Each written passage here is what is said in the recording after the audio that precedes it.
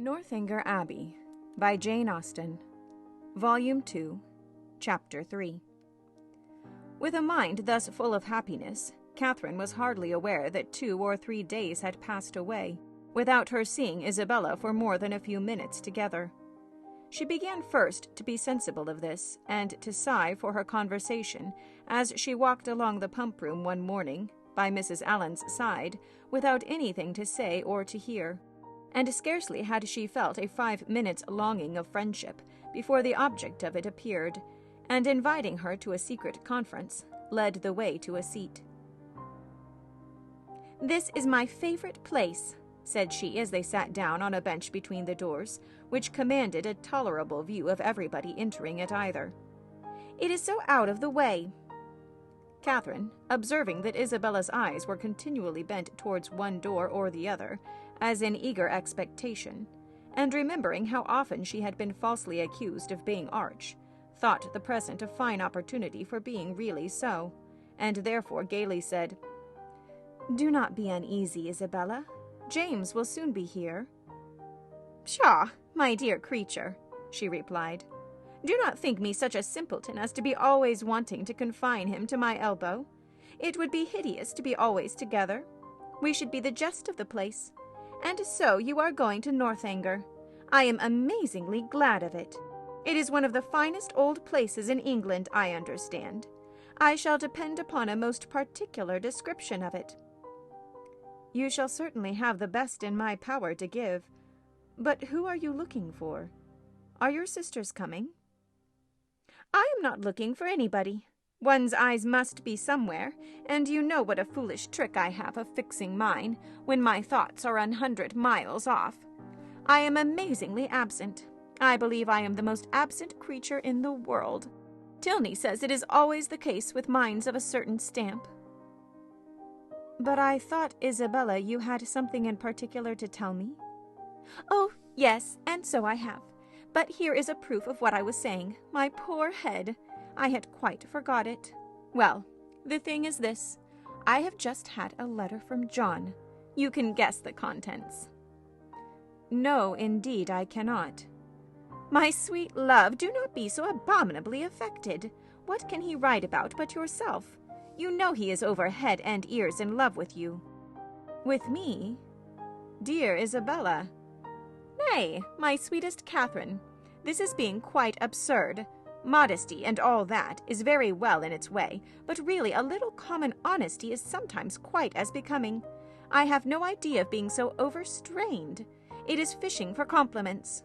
His attentions were such as a child must have noticed, and it was but half an hour before he left Bath that you gave him the most positive encouragement. He says so in this letter. Says that he as good as made you an offer, and that you received his advances in the kindest way, and now he wants me to urge his suit, and to say all manner of pretty things to you. So it is in vain to affect ignorance." Catherine, with all the earnestness of truth, expressed her astonishment at such a charge, protesting her innocence of every thought of Mr. Thorpe's being in love with her, and the consequent impossibility of her having ever intended to encourage him. "As to any attentions on his side, I do declare, upon my honor, I never was sensible of them for a moment, except just his asking me to dance the first day of his coming, and as to make me an offer, or anything like it, there must have been some unaccountable mistake. I could not have misunderstood a thing of that kind, you know, and as I ever wish to be believed, I solemnly protest that no syllable of such a nature ever passed between us. The last half hour before he went away? It must be all and completely a mistake, for I did not see him once that whole morning." "But that you certainly did, for you spent the whole morning in Edgar's Buildings. It was the day your father's consent came, and I am pretty sure that you and John were alone in the parlor, some time before you left the house." "Are you? Well, if you say it, it was so, I dare say. But for the life of me I cannot recollect it. I do remember now being with you, and seeing him as well as the rest, but that we were ever alone for 5 minutes. However, it is not worth arguing about, for whatever might pass on his side, You must be convinced by my having no recollection of it, that I never thought, nor expected, nor wished for anything of the kind from him. I am excessively concerned that he should have any regard for me, but indeed it has been quite unintentional on my side. I never had the smallest idea of it. Pray, undeceive him as soon as you can, and tell him I beg his pardon. That is, I do not know what I ought to say, but make him understand what I mean in the properest way. I would not speak disrespectfully of a brother of yours, Isabella, I am sure, but you know very well that if I could think of one man more than another, he is not the person." Isabella was silent. "My dear friend, you must not be angry with me. I cannot suppose your brother cares so very much about me. And, you know, we shall still be sisters." "Yes, yes," with a blush. "There are more ways than one of our being sisters, but where am I wandering to? Well, my dear Catherine, the case seems to be that you are determined against poor John. Is not it so?"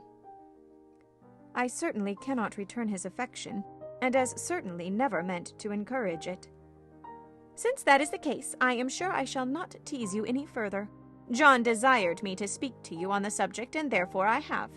But I confess, as soon as I read his letter, I thought it a very foolish, imprudent business, and not likely to promote the good of either. For what were you to live upon, supposing you came together? You have both of you something, to be sure, but it is not a trifle that will support a family nowadays. And after all that romancers may say, there is no doing without money. I only wonder John could think of it. He could not have received my last." "You do acquit me, then, of anything wrong? You are convinced that I never meant to deceive your brother, never suspected him of liking me till this moment?"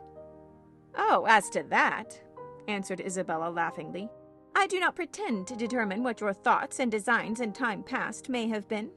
All that is best known to yourself. A little harmless flirtation or so will occur, and one is often drawn on to give more encouragement than one wishes to stand by. But you may be assured that I am the last person in the world to judge you severely. All those things should be allowed for in youth and high spirits. What one means one day, you know, one may not mean the next. Circumstances change, opinions alter." "But my opinion of your brother never did alter. It was always the same. You are describing what never happened." "My dearest Catherine," continued the other without at all listening to her, "I would not for all the world be the means of hurrying you into an engagement before you knew what you were about. I do not think anything would justify me in wishing you to sacrifice all your happiness merely to oblige my brother, because he is my brother, and who, perhaps after all, you know, might be just as happy without you, for people seldom know what they would be at, young men especially. They are so amazingly changeable and inconstant. What I say is, why should a brother's happiness be dearer to me than a friend's? You know I carry my notions of friendship pretty high. But above all things, my dear Catherine, do not be in a hurry. Take my word for it, that if you are in too great a hurry, you will certainly live to repent it. Tilney says, there is nothing people are so often deceived in as the state of their own affections, and I believe he is very right. Ah, here he comes. Never mind, he will not see us, I am sure." Catherine, looking up, perceived Captain Tilney, and Isabella, earnestly fixing her eye on him as she spoke, soon caught his notice. He approached immediately, and took the seat to which her movements invited him. His first address made Catherine start. Though spoken low, she could distinguish. "What, always to be watched, in person or by proxy?" "Pshaw, nonsense," was Isabella's answer in the same half-whisper. "Why do you put such things into my head? If I could believe it. My spirit, you know, is pretty independent." "I wish your heart were independent. That would be enough for me." "My heart, indeed! What can you have to do with hearts? You men have none of you any hearts." "If we have not hearts, we have eyes, and they give us torment enough." "Do they? I am sorry for it. I am sorry they find anything so disagreeable in me. I will look another way. I hope this pleases you." turning her back on him. "I hope your eyes are not tormented now." "Never more so, for the edge of a blooming cheek is still in view, at once too much and too little." Catherine heard all this, and quite out of countenance could listen no longer. Amazed that Isabella could endure it, and jealous for her brother, she rose up, and saying she should join Mrs. Allen, proposed their walking. But for this Isabella showed no inclination. She was so amazingly tired, and it was so odious to parade about the pump-room. And if she moved from her seat she should miss her sisters. She was expecting her sisters every moment. So that her dearest Catherine must excuse her and must sit quietly down again. But Catherine could be stubborn too.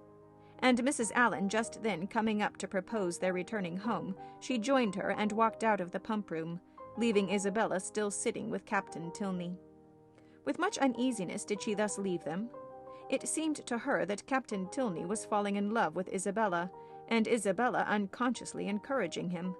Unconsciously it must be, for Isabella's attachment to James was as certain and well acknowledged as her engagement.